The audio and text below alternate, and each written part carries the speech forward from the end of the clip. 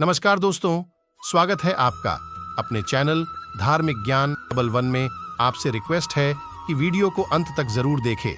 Video पसंद आए तो लाइक करें, साथ ही दोस्त, रिश्तेदार में शेयर एंड सब्सक्राइब जरूर करें। इससे हमें वीडियो बनाने का मोटिवेशन मिलता है और इस तरह की सच्ची धार्मिक ज्ञान की बातें लाते रहेंगे। आज हम दोस्तों, एक बार देवी सरस्वती ब्रह्मदेव के पास आकर उन्हें पूछने लगती है, हे स्वामी, आपने इस सृष्टि की रचना की है। आपने अपने मन से तथा शरीर के पृथक पृथक अंगों से अनेक ऋषि मुनियों को प्रकट किया है तथा अनेक सुंदर सुंदर अप्सराओं, गंधर्वों तथा देवताओं को भी प्रकट किया है।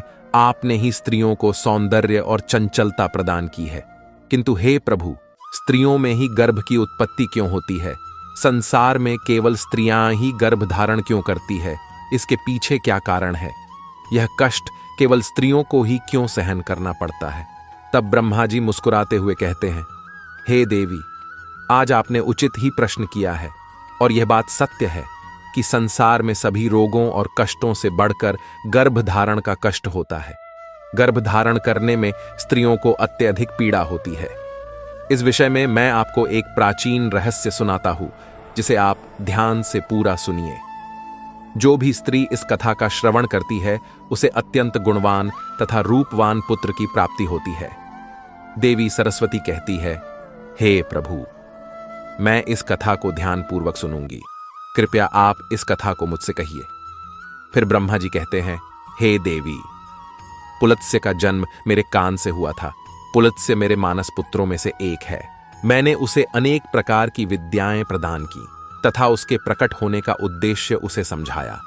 फिर मैंने उसे संसार के कल्याण के लिए तपस्या करने का उत्तम कार्य सौंप दिया। मेरी ही आज्ञा से सत्ययुग में महर्षि पुलत्स्य सुमेरु पर्वत के उच्च बिंदु पर तपस्या करने के लिए चला गया। वहां पर आश्रम का निर्माण करके पुलत्स्य घोर तपस्या करने लगे। उसी समय अनेक गंधर्व, देवता, दानव तथा अप्सराएं उस स्थान पर विचरण करने के लिए आया करते थे। उन सभी की दृष्टि पुलत्स्य पर पड़ी तो वे सभी उनकी चेष्टा करने लगे। उन्होंने पुलत्स्य की तपस्या में अनेक बार विघ्न उत्पन्न करने का प्रयास किया। खेल खेल में अप्सराएं पुलत्स्य के तप को भंग करने का प्रयास करने लगी, उनकी तपस्या में बाधा निर्माण करने लगी। तभी पुलत्स्य ने क्रोध में आकर वहां पर उपस्थित सभी अप्सराओं और गंधर्वों को यह चेतावनी दे दी, आज के बाद जो भी प्राणी उनके सामने आएगा और उनकी तपस्या में विघ्न डालेगा, वह गर्भ धारण करेगा। पुलत्स्य की ऐसी कठोर वाणी सुनकर समस्त अप्सराएं, गंधर्व आदि भयभीत हो गए और वहां से डरकर दूर भाग गए। उसी समय में पर्वत की कंदर में ऋषि तृणबिंदु की कन्या हविर्भुआ अपने माता पिता के साथ निवास करती थी। वह महर्षि पुलत्स्य के कहे गए वचन को नहीं जानती थी। फिर एक दिन वह अपनी सहेलियों को खोजते हुए सुमेरु पर्वत के उस स्थान पर चली गई जहां पर ऋषि पुलत्स्य तपस्या कर रहे होते हैं। तृणबिंदु की कन्या अपने सहेलियों को पुकारते हुए महर्षि पुलत्स्य के आश्रम पर पहुंच गई। जब हविर्भुआ महर्षि पुलत्स्य के सामने आकर खड़ी हो गई तो उनकी दृष्टि उस स्त्री पर पड़ी। महर्षि पुलत्स्य की दृष्टि पड़ते ही पुलत्स्य के श्राप का प्रभाव उस पर पड़ने लगा। तत्काल ही उसका शरीर पीला पड़ने लगा और वह उसी क्षण गर्भवती हो गई। अचानक स्वयं के शरीर में इस प्रकार का विचित्र बदलाव देखकर हविर्भुआ अत्यंत घबरा गई। उतने में ही उसकी सखिया उस स्थान पर आ गई तो हविर्भुआ ने उन्हें उस घटना के बारे में बता दिया। फिर हविर्भुआ की सहेलिये उसे लेकर उसके पिता के घर पर चली गई। वहां जाकर हविर्भुआ ने अपने पिता को सारा वृतांत सुना दिया। अपनी पुत्री की यह बात सुनकर महर्षि तृणबिंदु को बड़ा दुख हुआ। अब उन्होंने ध्यान लगाकर सब कुछ देख लिया तो उन्हें पता चला कि महर्षि पुलत्स्य के द्वारा श्राप दिए जाने पर उनकी पुत्री गर्भवती हो गई है। इससे वे अत्यंत दुखी हो गए और तुरंत ही अपनी कन्या को साथ में लेकर वे सुमेरु पर्वत पर चले गए। वहां पर उन्होंने महर्षि पुलत्स्य को देखकर उन्हें नमस्कार किया और क्षमा याचना करने लगे। ऋषि तृणबिंदु कहने लगे, हे महर्षि, आप तो साक्षात ब्रह्मा जी के मानस पुत्र हैं। सारे संसार में आपकी कीर्ति है। आप परम दयालु और परम कृपालु हैं। आज मेरी पुत्री के द्वारा अनजाने में ही अपराध हुआ है। वह आपके द्वारा कहे गए कथन से अनजान थी।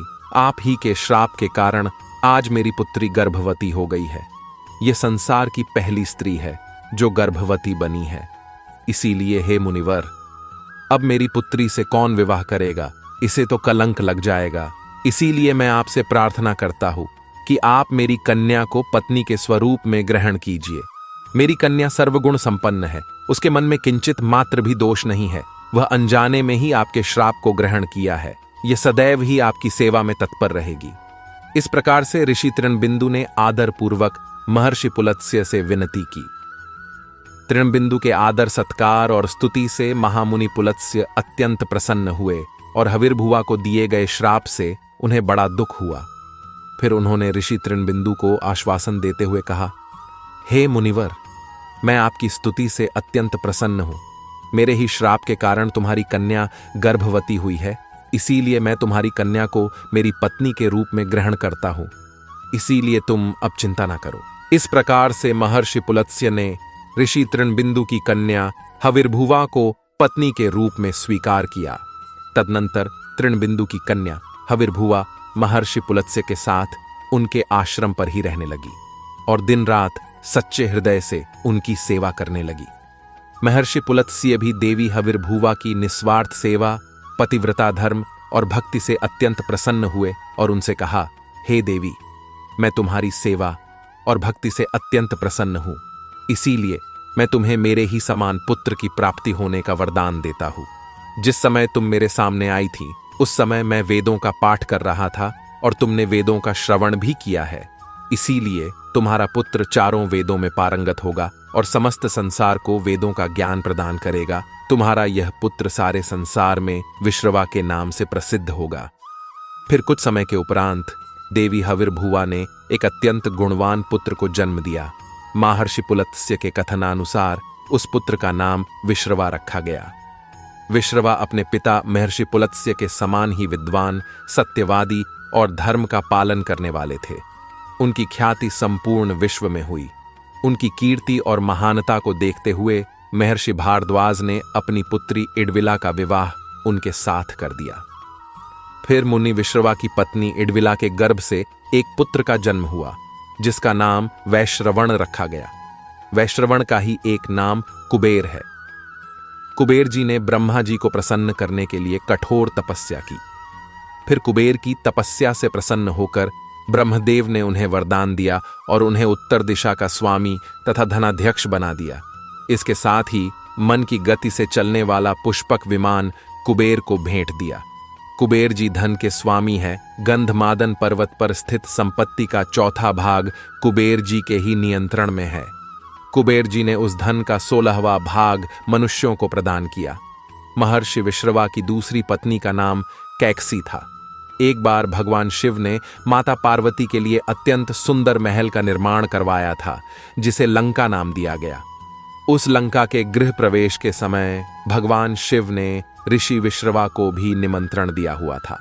ऋषि विश्रवा अपनी पत्नी को लेकर लंका के गृह प्रवेश में गए थे।